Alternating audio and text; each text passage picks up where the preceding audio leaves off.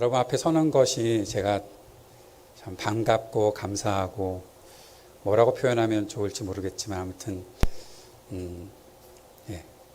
좋습니다. 오늘 여러분과 함께 출애굽기 이 말씀 통해서 하나님은 우리를 어떻게 생각하실까라는 제목으로 말씀을 나눌 텐데 오늘의 전체적인 주제는 존중에 대한 것입니다. 여러분 살면서 이렇게 존중받아 보신 적 있으십니까? 누군가가 나를 존중한다라고 확실하게 느끼셨던 적이 있으십니까? 아니면 반대로 내가 누군가를 정말 마음껏 존중했다라고 그렇게 경험하시면서 누군가를 존중하며 살아보셨던 적이 있으십니까? 사실 우리가 그 존중이라는 것이 인생에서 굉장히 중요하다는 것을 알고는 있지만 사실 남을 존중하는 것도 이렇게 쉽지 않은 것 같고 또 누군가에게 존중을 받는다라고 느끼는 것도 또 쉽지 않은 것이 우리의 인생에서 경험하는 것이 아닌가 하는 생각을 해봅니다. 저는 인생에서 아주 깊은 존중을 받아봤던 경험이 한 번 있습니다. 제가 2016년에 미국 아이오와 주에 있는 에임스라는 곳에 담임 목사로 부임을 하게 되었을 때에 그 교회가 사실 미주 개혁 교회에 속한 교단이었습니다. CRC, 크리스천 리포먼드 처치라는 미국 교단이었는데요. 그 아이오와 주라는 곳에 한인교회가 몇 개가 없고 그리고 그 곳에 이제 노회라고 하는 곳에 가니까 한인교회는 하나도 없는 다 미국 교인들 또 화란 이민자들이 있는 그런 교회들이 모인 노회였습니다. 그 교단에 가입하려면 사실 우리나라도 마찬가지로 이렇게 타교단에 있다가 합동측으로 들어오려면 신학 공부도 좀 더 해야 되고 뭐 그런 과정들이 있잖아요. 그런 것처럼 여러 가지 까다로운 절차가 한 1년 동안 진행이 되는데 목사님과 상담도 해야 되고 또 여러 가지 평가도 받아야 되고 하는 그런 일들이 많이 있었습니다. 맨 마지막 절차로 노회에 가서 이렇게 구두 인터뷰를 해야 되는 것이었는데 노회원들이 한 3, 40명 정도가 여기 앉아 있고 대표로 질문하시는 노회장 목사님이 계시고 제가 여기서 같이 앉아서 그 질문에 대답해야 되고 또 모여있는 노회원들에게 이렇게 대답을 해야 되는 그런 시간을 가졌었습니다. 처음에 교회에 부임했을 때 그 노회를 한번 가야 했기 때문에 그 노회를 갔을 때 똑같이 목사의 인준을 받고 또 그 절차를 밟는 한 분을 보았는데 9시 정도에 시작한 그 질문이 점심 먹을 때쯤 12시가 넘어서 끝나더라고요. 한 3시간 동안 계속 질문하고 거기에 대해서 다 답해야 되고 질문도 굉장히 까다로운 신학적인 질문, 성경의 질문, 목회관, 교회관 등등에 대한 여러 가지 질문들을 계속하고 있길래 내가 1년 후에 저 절차를 밟아야 되는데 제가 미국에서 19년을 살다 왔다고 말씀드렸지만 제가 영어를 했던 것을 다 합해봐야 1시간이 안 될 것 같거든요. 그런데 3시간 동안 영어로 그걸 대답해야 된다는 게 말도 안 되는 일 같아서 도대체 어떻게 해야 되나. 통역을 쓸 수 있느냐 물어봤더니 통역 쓸 수 없대요. 통역은 혹시라도 제가 질문을 잘 못 알아들었을까 봐 질문을 통역을 해줄 수는 있지만 제가 대답하는 건 어쨌든 영어로 다 대답을 해야 된다라고 얘기하더라고요. 그것도 이제 한국 사람들이 뭔가 비리를 저질러서 자기는 틀리게 대답해놓고 통역하는 목사님이 제대로 대답해주고 그렇게 통과했던 적이 몇 번 있어서 그런 것들을 철저하게 막기 위해 어쨌든 영어로 이야기를 해야 된다 하시길래 3시간 동안 이제 영어로 대답을 해야 되니까 어떻게 해야 되나 그런 걱정을 하고 있었습니다. 1년이 지나서 이제 노회에서 그런 절차를 밟고 있었는데 정말 많은 질문들을 하시더라고요. 심지어는 야고보서를 통째로 한번 요약해보고 야고보서에서 전하는 메시지가 무엇인지를 얘기해보라 라는 그런 것까지도 했었어요. 1시간 반쯤 지났는데 이제 절반쯤 지났나 하고 생각을 했을 때 그때 노회장 목사님께서 그러시는 거예요. 이진영 목사가 이미 목사 안수를 다 받은 사람이고 20년도 훨씬 이전에 목사 안수를 다 받은 사람이고 또 심지어 IT에 있는 신학교에 겸임교수로 가서 매년 한 차례씩 강의까지 하는 사람인데 우리가 더 이상 뭘 물어보겠느냐. 다 물어봐야 다 정답만 얘기할 것 같은데 여기서 멈추는 것이 어떻겠냐라고 얘기했고, 그래서 노회원들이 다 그만하자라고 했던 것 같아요. 제 개인적인 생각으로는 이분들이 1시간 반 정도 제 영어를 들으니까 이제 더 이상 들을 수가 없겠구나. 그래서 이제 질문을 멈춘 것 같긴 한데, 그러면서도 마음속에 아주 감사했던 것이 뭔가 하면, 그렇게 얘기해 주셨던, 이 사람이 이미 목사 안수를 받은 사람이다. 신학교육을 다 받은 사람이고, 또 박사과정에서도 공부를 하고 있는 사람이기도 하고, 또 다른 나라 신학교에서 강의도 하는 사람인데, 이 모든 것들을 우리가 인정해 줘야 되지 않겠느냐라고 말씀하셨던 그 존중의 태도가 저한테는 너무너무 감사했던 거예요. 이렇게 존중해 주시는구나. 사실 존중받기가 얼마나 어렵습니까? 어디 가서 이렇게 내가 목사라고, 내가 목사인데 뭐 몇 년 동안 목회를 했는데 그런 말 해봐야 나이 많으신 분이나 더 선배들이 와서 그게 뭐 한 건데, 심지어는 목사들은 전도사 시절에 목회했던 것은 목회로 인정도 안 해주는 그런 경우들도 있었는데, 다른 교단에서, 특별히 한국에서 영어도 짧은 사람이 그렇게 버겁게 이 대답들을 해 오는 것을 보면서 그것을 존중해주고 목사로 인준을 해주고, 끝나고 나서 이제 자기들끼리 심사를 하고 어떻게 하겠느냐, 그래서 만장일치로 통과되었다고 하고, 그 다음에 저를 불러서 다 같이 축하해주는, 박수하고 한 분씩 악수해주고 하는 그런 시간들을 제가 겪으면서 정말 존중받고 있다라는 생각을 했었거든요. 이러한 존중의 문화가 우리 누구에게나 필요할 것이다라는 생각을 하게 되죠. 그리고 이렇게 존중하지 않으면 좋은 공동체를 이루거나 좋은 관계를 이루는 것이 어렵다는 생각도 할 수밖에 없지요. 최근에 저는 역대기 말씀을 한 장씩 읽으면서 묵상을 하고 있습니다. 역대기는 사실 포로기 후에 쓰여진, 바벨론으로 포로로 끌려갔던 이스라엘 백성들이 70년 후에 예루살렘으로 돌아와서 그들에게 주는 메시지를 전하기 위해서 욥기라든지 또는 어떤 예언서들이라든지, 근데 역사서 중에서는 이 역대기가 그 후기에 쓰여지면서 지금 포로 생활에서 돌아온 사람들이 1.5세 내지는 2세들이잖아요. 70년 전에 살았던 사람들이 별로 없잖아요.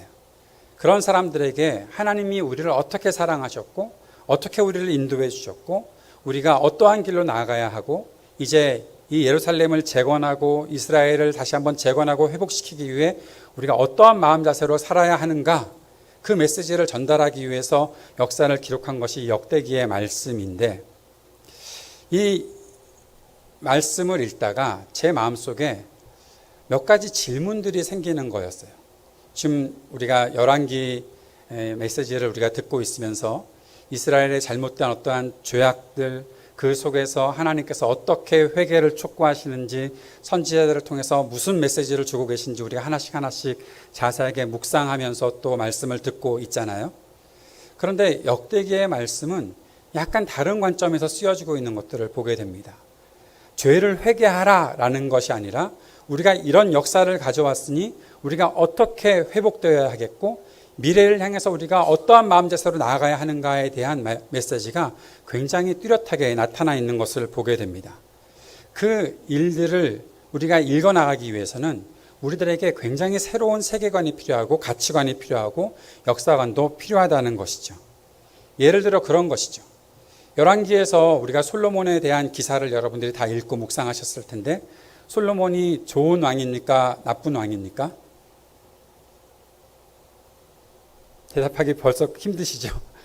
예, 점심 먹고 나는데 왜 자꾸 질문하느냐, 그냥 빨리빨리 하지, 그러실 수도 있겠지만, 우리가 솔로몬이 성전을 짓고 또 그 성전을 건축해서 하나님께 봉헌하고 하나님께 지혜를 구해서 굉장히 지혜롭게 모든 만방에 이 이스라엘의 그 영광스러움을 드러내는 왕으로 알고 있지만, 우리가 열왕기를 공부하면서 한 가지 배웠던 것은 솔로몬이 말을 지지리도 안 듣는 왕, 하나님께서 2번이나 나타나셔서 경고하심에도 불구하고 그 말씀 듣지 않고 그냥 오로지 하나님께서 시키지 않은 짓만 골라 했던, 아내를 많이 두지 말라고 했는데 아내를 1000명이나 데리고 있었고, 그리고 우상들 다 데리고 와서 산당 세우고, 그리고 또 뭐 했습니까?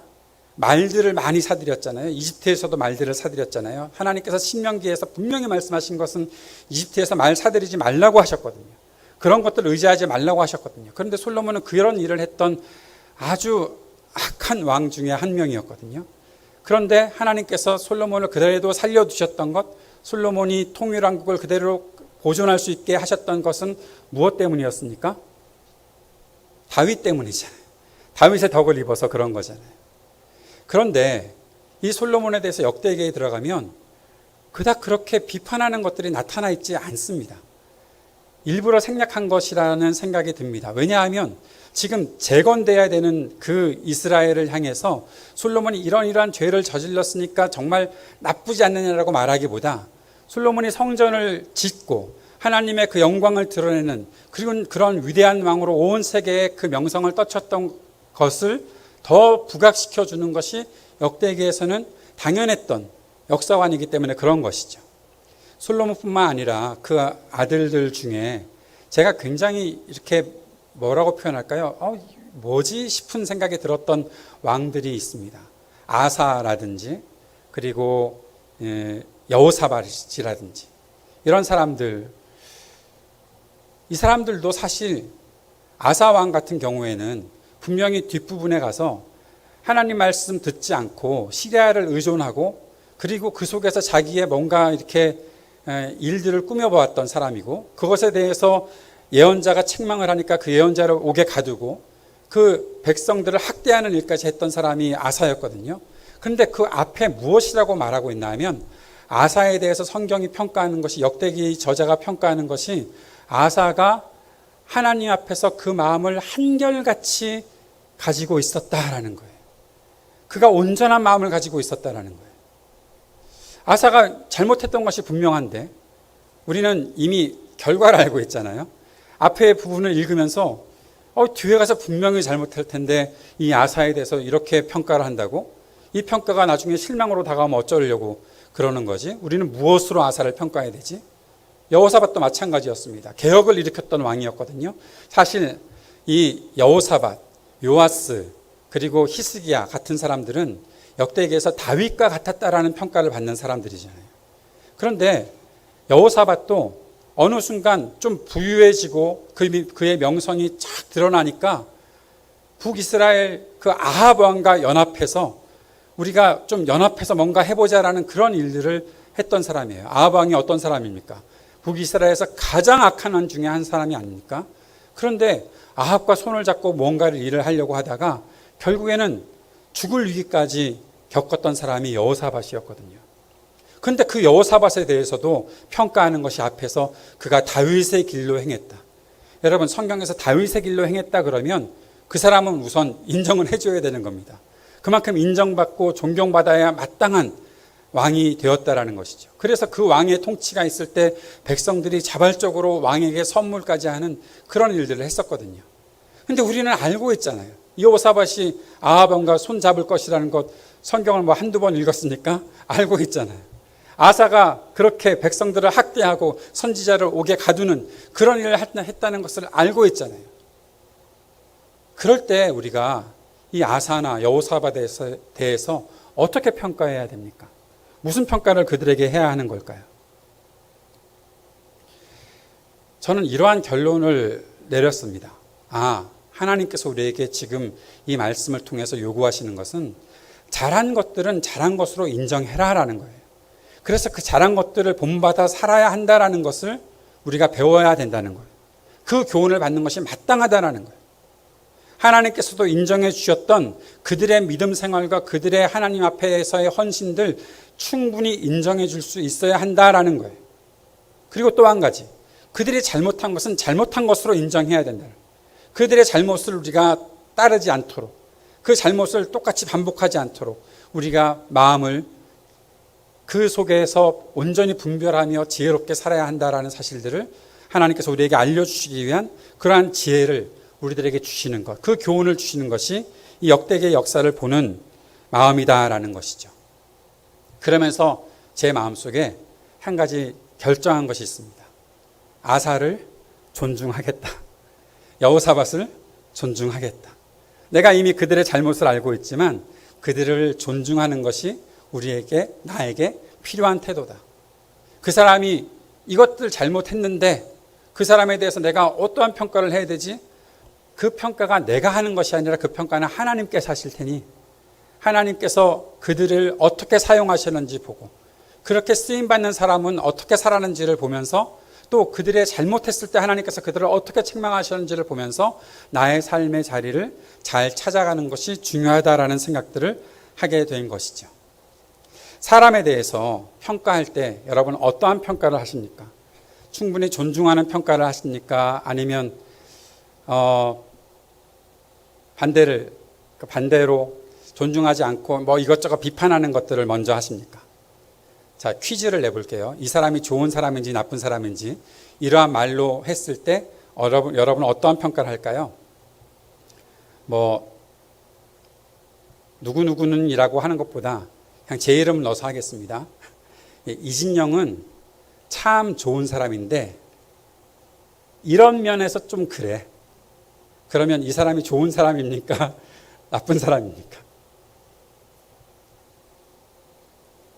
좀 저를 두고 얘기하시면 되는 거예요. 이진영은 참 좋은 사람인데 정말 좋은 사람인데 이 부분이 좀 그래. 좀 부족해. 그러면 제가 여러분께 부족한 사람입니까? 충분히 좋은 사람입니까? 억지로 좋은 사람이라는 평가를 받아내려고 하는 것처럼 느껴지시죠? 예. 근데 우리는 그러한 일을 지금 이 자리가 아니라 우리가 평소에 일상을 살아가면서 누구누구에 대해서 얘기하면서 누구누구는 참 좋은데 이런 면에서 좀 부족한 부분이 있고 좀 잘못이 있어 라고 얘기하면 그 사람에 대해서 처음부터 아예 아닌 사람으로 그냥 평가를 딱 결론을 지어버린 그런 경우들이 너무 많다는 거죠. 또 이런 경우도 반대도 있지 않겠습니까? 참 이런 표현을 주일날 써도 되나 모르겠지만 그냥 아직 제가 다 이렇게 변질되었다가 돌아온 사람이라 이렇게 동화되지 않았다고 생각하시고 참 하지 말아야겠다. 진짜 나쁜 놈인데 이건 하나 잘해. 그러면 그 사람 나쁜 사람입니까? 좋은 사람입니까? 그냥 다 나쁜 사람인 거예요. 우리 안에는 존중받아야 될 사람이 없는 거예요. 안 그렇습니까? 지금 앞에서 말했던 거나 다 좋은데 요거 그래. 다 나쁜데 요거는 좋아. 그렇게 얘기하면 우리가 평가할 때는 다 나쁜 사람인 거예요. 누구 하나도 제대로 평가할 사람이 없는 거예요. 우리의 마음속에 누가 마음에 들어오겠습니까? 우리 마음속에 들어오는 것은 내 편 들어주는 사람은 우리한테 다 좋은 사람이고 내 편 안 들어주는 사람은 다 나쁜 사람인 거가 되는 거예요. 근데 그것이 과연 우리가 가지고 살아야 되는 좋은 태도, 선한 태도가 맞을까요? 그것이 진짜 존중일까요? 존중이 있어야 좋은 관계를 맺는 것이 맞다면 그런 식으로 사람을 평가할 때 그것이 진짜 참된 존중으로 나타날 수 있을까요? 잘한 것은 잘한 것으로 인정하고 잘못한 것은 잘못한 것으로 인정하고 그래서 잘못한 것은 고칠 수 있도록 해야 되고 잘한 것은 더 잘할 수 있도록 해주는 것이 그것이 진짜 존중에서 오는 결과거든요. 그런데 그게 우리들 안에 만들어지기가 참 어렵다. 사람 안에 그것이 만들어지기가 너무 어렵다라는 생각을 하게 됩니다. 최근에 제 멘토이신 목사님께서 그 목회서신을 저한테 보내주셨는데 그 목회서신을 읽다 보니까 서로 존중하는 삶에 대한 내용이 있어서 여러분께 잠깐 소개해 드리려고 합니다. 목사님께서 이렇게 글을 쓰셨어요. 저는 가치 있는 삶을 서로를 존중하는 삶이라고 정의하고 싶습니다. 자신과 다른 사람의 권리와 가치를 인정하는 삶이라고 정의하고 싶습니다. 존중이란 서로의 가치를 인정하고 예의 바르게 서로를 대하는 태도입니다. 존중이란 한자어를 보면 상대방을 높이는 것이고 존귀하게 여기는 것이고 또 상대방을 무겁게 대하는 것이다. 그런 글을 쓰셨어요. 무겁게 대한다는 말의 반대는 가볍게 대한다는 거죠. 존중하지 않는 사람에 대해서 우리는 너무나 가볍게 여기는 경우들이 있습니다. 하찮게 여긴다는 말이죠. 무례하게 대한다는 말이죠. 존중하지 않으면 사람을 무례하게 대할 수밖에 없다는 것입니다. 그런데 그렇게 사는 것은 하나님 나라 백성의 삶의 태도가 전혀 아닌 것입니다. 우리가 예수님을 영접하고 하나님 나라를 맛본 사람들이라면 하나님 나라의 그 문화를 가지고 살아야 하는데, 하나님 나라의 문화의 가장 우리가 배워야 되는 중심에는 서로를 존중하는 것이 나타나 있다라는 거죠. 하나님 나라를 알고 있는 사람들은 서로를 존중하는 태도를 가지고 서로를 존중하는 문화를 만들어 나간다라는 것입니다. 서로를 존중할 때 가정에서도 교회에서도 천국을 경험할 수가 있는 것이죠. 공동체 안에서 서로를 존중하는 마음, 서로를 존귀하게 여겨주고 무겁게 대하고 그렇게 생각할 때 우리가 서로에 대한 그 존중의 문화 속에 하나님 나라의 그 천국을 경험할 수 있는 것이죠. 존중이라는 것은 하나님의 속성입니다. 하나님 나라의 속성입니다. 우리의 시선과 우리의 마음과 우리의 말과 이 모든 것 속에 이러한 존중의 문화가 있어야 한다라는 것이죠. 목사님께서 저한테 이런 글을 써주셨는데, culture라는 문화라는 말이 있잖아요. 이것은 cultivate, 식물을 심고 배양한다라는 어원에서 나왔다라고 해요. 배양한다는 것은 적절한 환경에서 식물이나 세포 또는 지식과 기술, 태도를 길러내고 발전시키는 것인데, 그러한 것들이 이어지려면 결국 그 존중의 문화가 우리 가운데 있으려면 애쓰고 그것들을 더 길러낼 수 있는 일이 있어야 된다는 거죠. 하루아침에 그런 문화가 형성되지 않는다라는 것입니다. 우리가 서로를 존중하는 것이 너무나 쉽다면 얼마나 좋겠습니까? 서로를 향해서 선한 마음을 가지고 서로를 존중하는 태도가 쉽게 우리들에게 나올 수 있다면 우리가 얼마나 하나님 나라의 그 기쁨을 마음껏 누릴 수 있을까요? 근데 그것이 잘 되지 않습니다. 우리의 죄성이 사람을 대할 때 먼저 발동되는 경우들이 있습니다. 그 죄 때문에 우리가 아직도 완벽하지 못한 그러한 하나님 나라의 모습들을, 완전하지 못한 그 나라의 모습들을 그냥 가지고 있다는 것입니다. 누군가에 대해서 먼저 평가하려고 하고, 그 평가를 하기 위해서는 비판하려고 하고, 뭔가 존중해 주기보다는 무엇이 잘못됐고 무엇이 그를 받아들이지 못하는 이유인지 그런 것들을 먼저 생각하는 것들이 우리 안에 있습니다. 왜냐하면 죄성이라는 것은 결국에는 사람을 파괴하는 것으로 연결이 되거든요. 공격하는 것으로 연결이 되거든요. 그리고 그 죄성은 결국 내 편을 만들려고 하는 것들이 먼저 작동한다는 것입니다. 여러분, 내 편을 만드는 것은 존중과 아무 상관이 없습니다.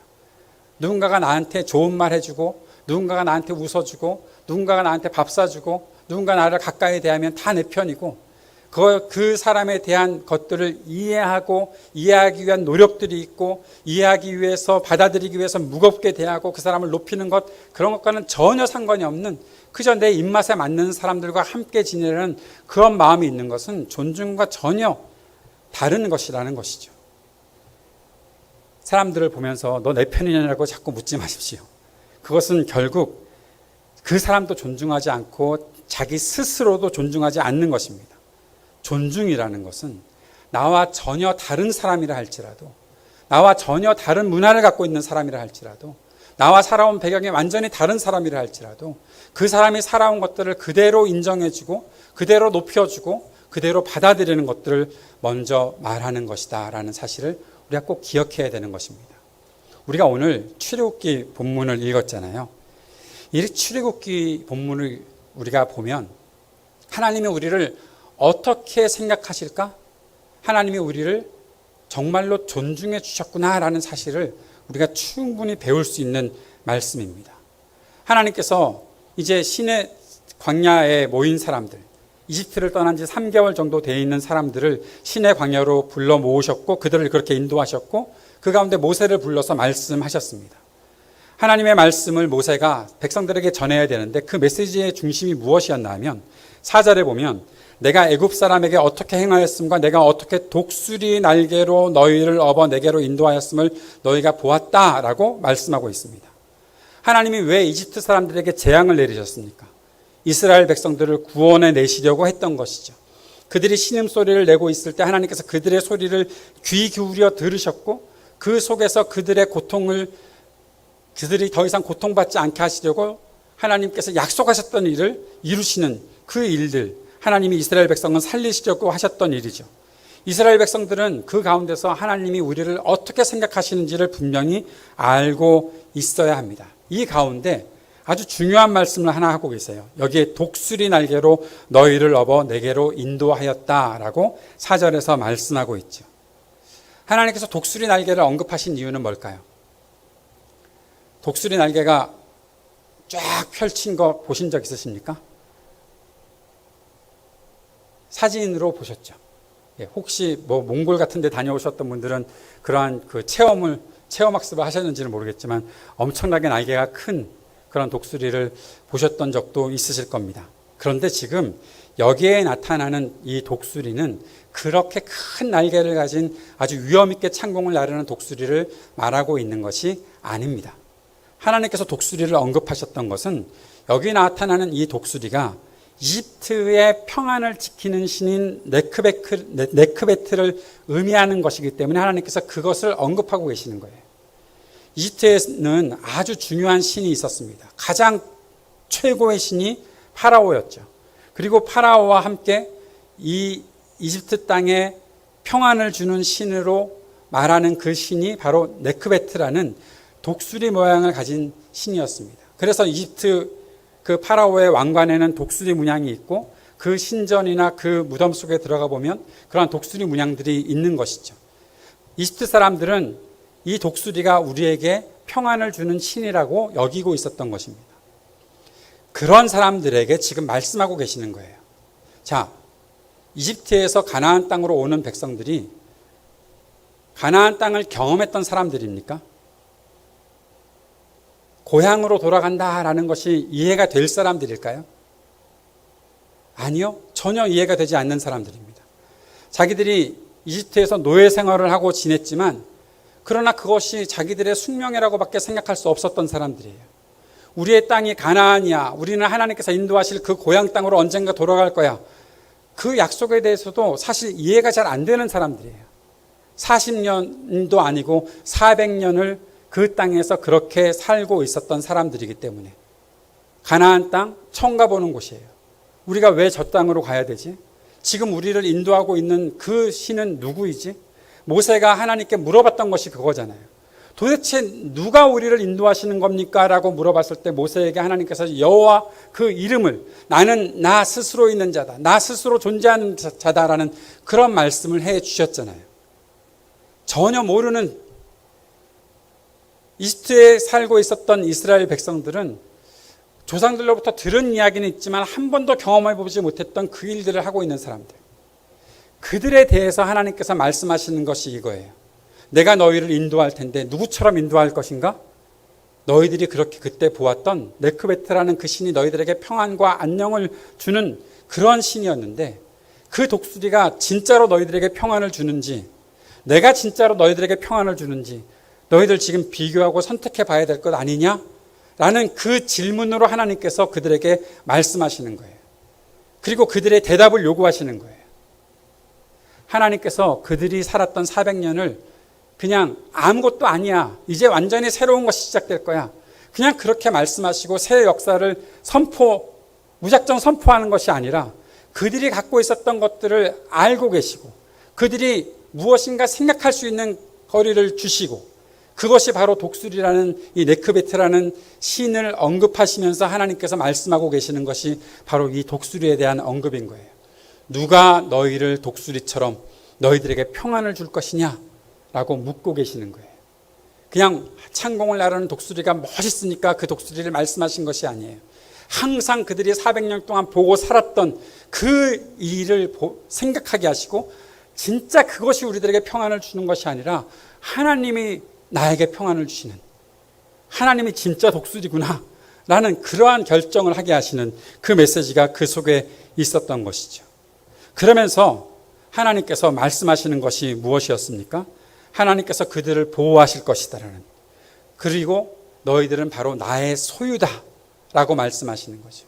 나의 그냥 소유가 아니라 보배로운 소유다. 내가 끝까지 지켜낼 것이다. 너희들은 나의 보물이니 내가 너희들을 포기할 수 없다라고 말씀하시는 것이 바로 하나님의 말씀이죠. 그들이 뭐가 보물입니까? 사실 우리는 또 결과를 다 알고 있어요. 이 이후에 그들이 광야에서 40년 동안 헤매면서 무슨 짓을 할지 다 알고 있어요. 그런데 하나님은 이미 선언하시는 거예요. 너희들은 나의 보물 같은 소유이다. 너희들은 내가 세우는 거룩한 제사장 나라가 될 것이다. 이스라엘이 무슨 제사장 나라가 됩니까? 그들은 자기들의 이득을 위해서 자기들이 잘 살려고 다른 백성들 무시하고 살았던 사람들이고, 하나님의 복음을 전하는 것에 있어서도 얼마나 오랜 세월이 걸리는 그런 사람들이었고, 그저 자기들의 혈통만, 자기들의 전통만 중요시 여겼던 사람들이지 무슨 제사장의 역할을 할 수 있다고 그들에게 거룩한 제사장 나라가 될 것이라고 말씀하십니까? 그런데 하나님은 이미 선언하시는 거예요. 그러한 무게를 가지고 내가 너희를 불렀고, 그러한 무게를 가지고 내가 너희들을 보배롭게 여긴다라고 말씀하시는 거예요. 사랑하는 여러분, 하나님이 우리를 그렇게 사랑해 주셨기 때문에 우리가 이 자리에 있는 거잖아요. 하나님이 아사와 여호사밧, 요아스, 그들이 다윗의 길을 따랐던 사람이라고 말씀하실 때, 사실 다윗이 완벽한 사람입니까? 다윗도 실수가 있었고 잘못이 있었던 사람이었어요. 그런데 하나님께서는 다윗이 하나님을 향한 그 마음을 알아주셨어요. 하나님이 그를 존귀히 여기셨어요.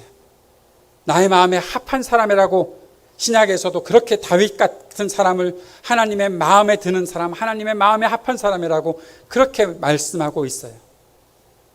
이것이 다윗이 무엇을 잘해서가 아니라 하나님께서 그를 그렇게 존중해 주셨기 때문에 그런 것이죠. 예수 그리스도께서 우리를 위해서 십자가에서 죽음을 당하셨어요. 왜요? 내가 그만큼 잘 살아왔기 때문에?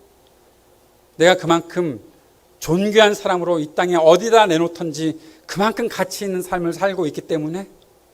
아니요. 그 이전에 하나님께서 우리를 존귀히 여기셨고, 하나님께서 우리를 귀하게 생각하시고 그 마음 중심에 품고 계시기 때문에 그런 것이죠. 우리는 그러한 존중을 받은 사람들이에요. 하나님께로부터 존중을 받은 사람들이에요. 하나님께서 우리를 교회로 모으셨을 때 하나님은 우리 교회가 하나님의 그 귀한 은혜를 충분히 담아내는 교회로 만드시고, 그렇게 하나님께 인정을 받는 사람들로 세워주시는 거예요. 무엇 때문에? 내가 하나님을 믿는다라는 그 믿음의 고백 때문에. 그 믿음의 고백을 하나님께서는 귀하게 여기셨던 거예요. 우리는 정말 아무것도 아닌 거 아닌가?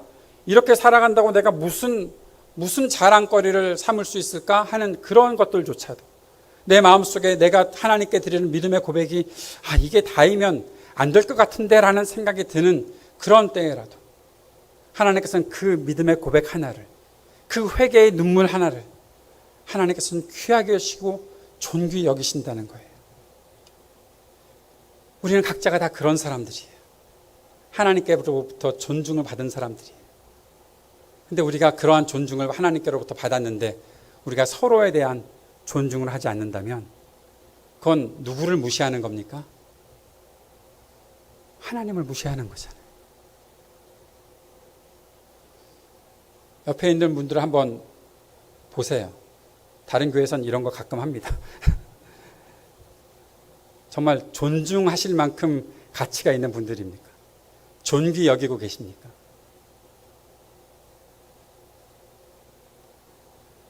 보인다, 뻔히 내 눈에 다 보여. 내가 너를 안다. 그러한 것으로 평가를 해버리는, 그리고 더 이상 존중하려 하지 않는 그런 마음이 먼저 앞서십니까? 정말 이 분이 내 옆에 앉아 계시는 것, 이 분과 함께 신앙생활을 하고 있다는 것, 이와 함께 이 교회에서 우리가 함께 이렇게 신앙생활을 하고 있다는 것, 이것이 얼마나 가치 있는 일인가에 대한 생각들을 먼저 하게 되십니까? 사랑한다는 것은 존중하는 거죠. 사랑한다는 것은 서로를 아껴주는 거죠. 함부로 대하지 않는 것이죠. 하나님께서 우리를 보배롭게 여겨주셨다면 우리도 서로를 보배롭게 여겨야죠. 그러기 위해서 우리가 싸워야 될 것이 있습니다. 그에 대한 잘못된 태도, 가볍게 여기는 태도, 그런 것과 우리는 처절하게 싸워야 될지도 모르겠습니다. 교회에서야 일주일에 몇 시간 이렇게 만나서 지내는 시간이 짧으니까 그거 참 쉬운 것 같지만 사실 우리 일상으로 돌아가면 그게 너무 어려운 것 아닙니까? 함께 사는 사람들과 함께 그렇게 지내는 것 자체가 참 어렵지 않습니까? 다른 사람들을 인정하고 다른 사람들을 귀하게 여긴다는 것 쉬운 일처럼 교회에서는 말로 하기는 좋은데 그것이 정말 나타나는 것이 쉽지 않다는 것 우리가 경험하지 않습니까? 저도 이제 경험을 해야 되겠지만 우리 보성교회 둘이 하나 되어 위대한 교회라는 주보의 그 앞에 나와 있는 그게 표입니까 뭡니까? 아무튼 그걸 보면서 우리가 정말 그 위대한 교회로 나아갈 정도로 둘이 서로를 정말 존중하고 서로를 귀하게 여기고 있는가도 계속해서 질문을 던져봐야 되는 것 아닐까 하는 그런 생각들을 해보게 됩니다. 근데 이것이 우리 스스로가 먼저 그러한 노력을 하고 그러한 마음가짐을 갖기 이전에 꼭 생각해야 되는 것. 하나님이 나를 귀하게 여겨주셨다. 하나님이 나를 존중해 주셨다.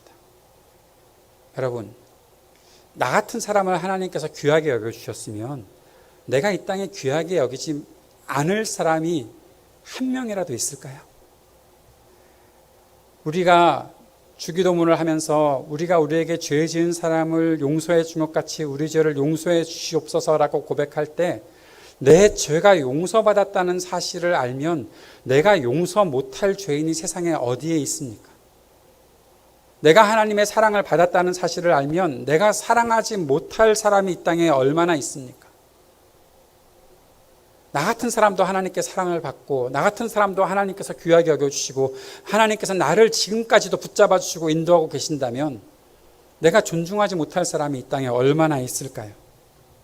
내가 무례히 행할 사람이 이 세상에 얼마나 있을까요? 사랑하는 여러분, 우리 하나님의 그 구원을 경험한 사람들이라면 한번 서로를 존중하는 모습으로 살아갈 수 있었으면 좋겠습니다. 제가 이 존중이라고 생각할 때마다 사도 요한을 떠올립니다.